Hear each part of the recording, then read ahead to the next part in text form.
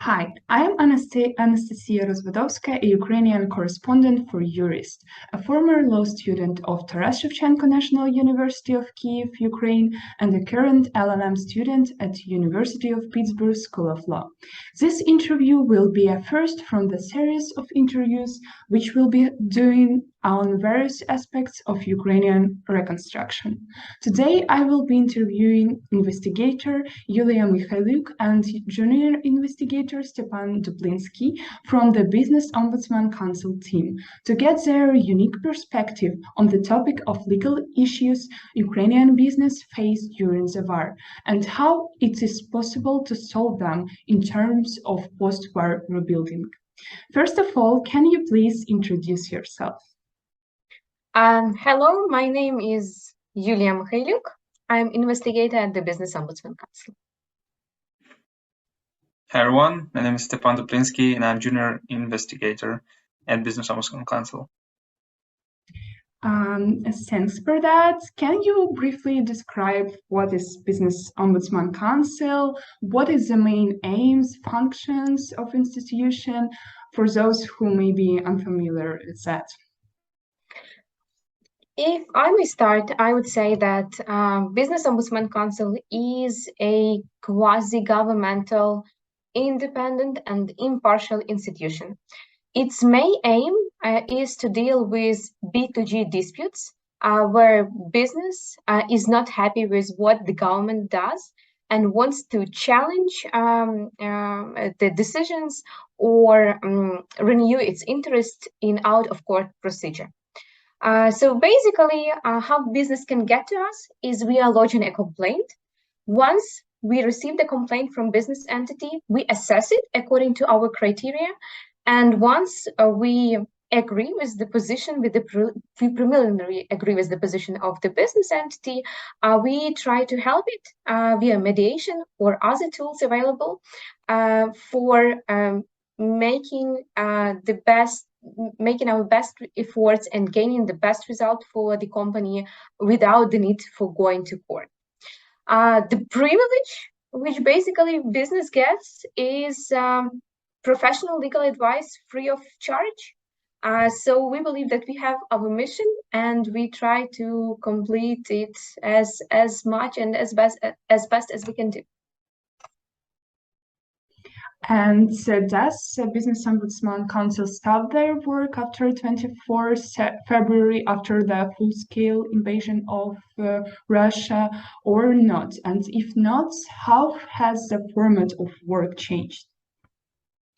Well, obviously our work was interrupted a bit in the very beginning, and I think it was for every institution in the country.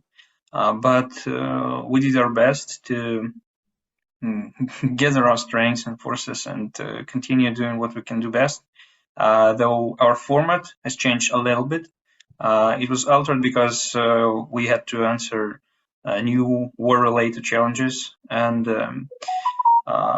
we started doing something more like consultations in the format of helpline. So business basically could apply for any advice or for any help to understand how to be in these war conditions. So our format was altered to answer specifically matters that concerned actually military activities and everything which was purported to it, like any restrictions due to necessity to have currency, foreign currency inside the country. So these restrictions were very heavy for business. It was a heavy burden, especially for those businesses that were not able to prepare in advance. So right now we are trying to come back to our previous format when we just help with complaints with everything, and we already started accepting all kinds of questions, but strategic changes may ensue, and we are working on it. We cannot disclose it right now, but we are positive that some format of our work will expand. That's interesting. Yeah. And also, can you name what kind of issues you were dealing with before the war started? So, what kind of complaints from business entities were the most popular one? Which kind of problems Ukrainian business face before the war started? As I said before, we are dealing where B2G issue arises. So in general, it's all about misconduct, malpractice from the side of state. It's authorities, municipal authorities, including municipal authorities and the state entities, which are ruled by the public legal entities. What matters Ukrainian business the most? I believe it's the same as in any country, is finances. So tax issues are on the top list of what we deal with, resulting in 65 to 70% of overall disputes before the war. So normally, 2/3 of cases we deal with are about taxes in different variations. It's tax audits, non-enforcement of court decisions regarding taxes, finances, etc. Second top priority of what we used to deal with were the criminal cases. Usually it's about delays in investigations opening and in conducting procedural actions, and also excessive pressure on business from the side of law enforcement agencies. And last but not the least, all kinds of issues connected to permits, licenses in building, real estate, land, subsoil use, etc. So actually we are quite wide range specialist, but I would say with the deep dive into this finance aspect of B2G disputes. Yeah, and you, Stepan, you told us that the format of work changed, and I guess that kind of complaints from Ukrainian business also changed. And what is the most frequent complaints now? And does it change? Maybe they're the same. Well, as my colleague said, taxes. And taxes, as you know, are inevitable, and we're trying to mitigate a little bit of unpleasantness of this inevitability. So, of course, there was a break where we did not deal with taxes as much in spring. But when we started accepting all kinds of cases, our previous format, about which Yuliia just said, and the ratio of different types of cases, it kind of returned. Of course, we faced some new challenges, and as I already mentioned, it was partly related to these restrictions which were imposed due to military activities. So probably the most critical matter for the business during the spring and midsummer, and until midsummer, it was imposition of restrictions on critical imports. So basically, business could not normally use foreign currency, which reserve currency like dollar, euro, to make any purchases of goods and services abroad. In order to, it was imposed in order to preserve this currency for the government to use it in military spendings and procurements, or any kind of war-related procurements. So, and of course, stabilize the hryvnia course, our national currency. So it was like a very high priority matter for us, because these lists, they were very restrictive, and we were trying to assist business with including some necessary positions which government didn't include in the first place, in order to facilitate normal exchange of goods and services. So this situation was altered a bit in midsummer, when government lifted all restrictions from import of goods. So we basically do not have right now critical goods, but we still have some restrictions on services, which leads to some issues, especially in businesses that previously relied on foreign involvement, like insurance, for example. And from the perspective of investments right now and risks, this is probably one thing that should be considered, because it was a very widespread practice of reinsuring local risks abroad. So reinsurers were mostly based in such reputable places like Frankfurt or other European countries, but obviously it was a new challenge for Ukrainian business, because reinsuring inside the country was not popular due to, well, some infamy of this procedure. But right now it still persists, and this matter cannot be resolved in one day. So this is a new reality, and every foreign investment which is made in Ukraine should consider that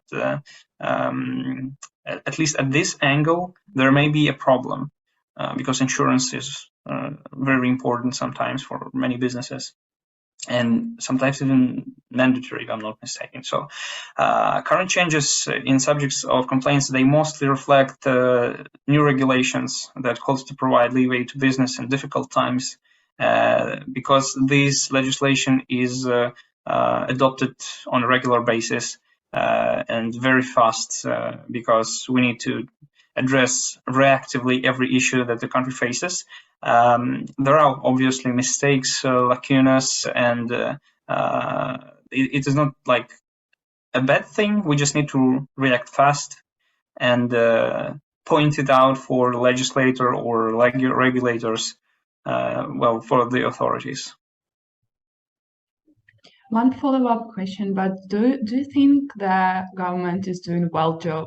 Do they like react well on what's were give us such some new situations? They need to deal with that fast. Of course, their reactions are, it's not a perfect one, but do you satisfied with that generally? Well, our country still exists, so I think our government is doing very good. Well, in this situation, I don't think every country would withstand so many challenges that Ukraine has faced in such a short period of time, especially taking the imparity in our forces and the overall situation with limited support, limited in time and in reaction.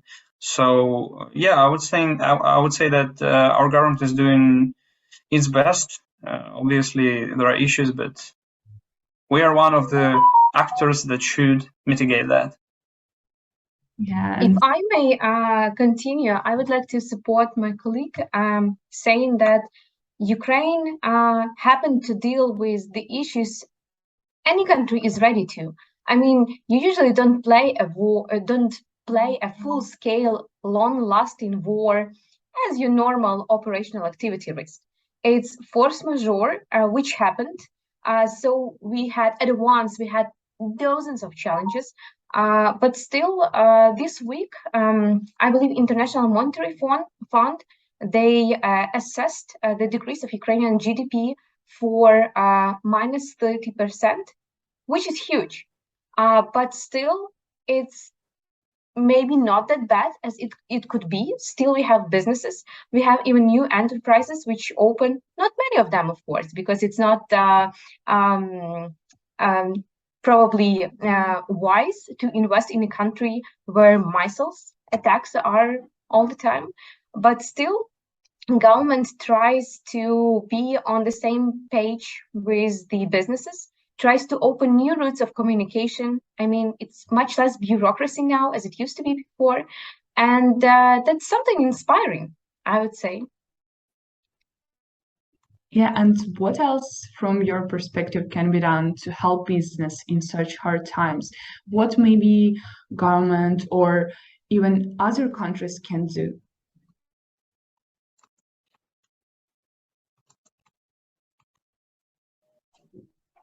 Well, Stepan, can you? Yeah, you can say if you want. I may start. We are now also financed for 1/3 from the external sources, Ukrainian budget, I mean. But still, at the same time, we have some routine operations happening towards businesses, like a VAT refund. It has some, the deadlines are not always met, but still refund is done, which I believe is another inspiring story in our reality. In midsummer, we had several, Ukrainian government launched several microfinancial grants, assistance to businesses, starting from IT sector to farming, agriculture. So people can apply for finances and get them for a minimum rate or free of charge. And this is something which supports to work in these hard conditions. And also we have a number of separate programs for such kind of people like internally displaced people or veterans. So this is another line of support, of business support towards those who start business from these categories. Stepan, do you have something to add?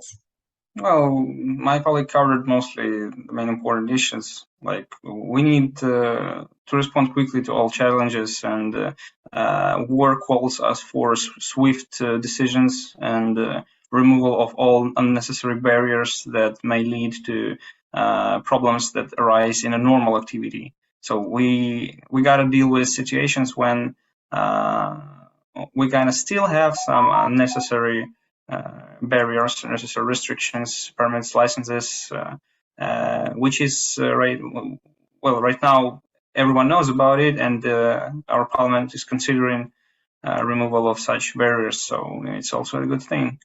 We'll see about that, what will happen, what's going to happen, and how it's going to be implemented. So yeah, I would say war changed everything, especially our approaches. Yeah, that's totally true. And let's imagine for 1 second that the virus ended, and what do you think can be done after that to help more quickly reconstruct our Ukrainian business, to help them to recover after that situation? Of course, I think that governmental help, like support, will be one of the crucial points here. And maybe you have your own thoughts what can be done for that. I would like to start from the point where Stepan just finished. Everything has changed, and Ukrainian business is now more adaptive, more flexible as ever before. So this is, I would say, a nice thing, and Ukrainian business, I think, would adapt to any model of reconstruction, renovation proposed on the top governmental level. There is even a joke in Ukraine, especially between Ukrainians abroad, that if you are an employer and want a hire employee who is very stress resistant, just hire a Ukrainian, because we work from shellings. We are online 24/7, because you never know when you're going to have air raid sirens for 5 hours or something like that. So this is what we have now. Therefore, we think that I think that the reconstruction will be a gradual thing. Probably we may say that something has already started, because we have huge support from abroad, also to the state budget, as I said, finance for 1/3 from abroad right now. And we probably have a vision of what we shall have in the end. We shall have a very pro-European Ukraine, which is democratic, modernized, better than it used to be before with the war. But the architecture of the rebuilding is, I would say, issue of not of this momentum, but it's somewhere in the future. And I would say about rebuilding that there are a lot of rebuilding plans right now, and you probably have heard about conference in Ljubljana in Switzerland and any other types of programs that are aimed at reconstruction and rebuilding. But the problem is that right now we need emergency aid and some basic rehabilitation, and this is only possible under these conditions, like until the ceasefire and some kind of a final resolution in this mess. But reconstruction and modernization, they are not on the agenda today, and it can be changed in the future. So as I already said, we got plenty of plans, but we cannot start implementing them at least until there is no such a big degree of uncertainty that we face every day. And as my colleague mentioned, we don't know what happened today or tomorrow. It may be like a shelling, like it used to be, or like it was this week. So, well, we need to deal with these challenges first, and then talk about some kind of rebuilding and rehabilitation. And it is only possible in case of increased foreign aid in all aspects, like not only military, it's obvious, and it's not under question or consideration. This foreign involvement should be at all stages, in all places. Well, if European countries or the Western countries want to participate in Ukrainians' rehabilitation and rebuilding, they should start now. They should not wait. Yes, thanks for that, because I really think that the emergency help is very important point as for now, as for situation for now. And thanks you for that interview. I really feel that it will help other people to understand more deeply the problems which we face every day, which business face every day, and how they will survive and go through that problems in the future. So thanks for that one more time, and thanks for coming. Thanks for inviting. Thank you. Thank you for having us. Thank you.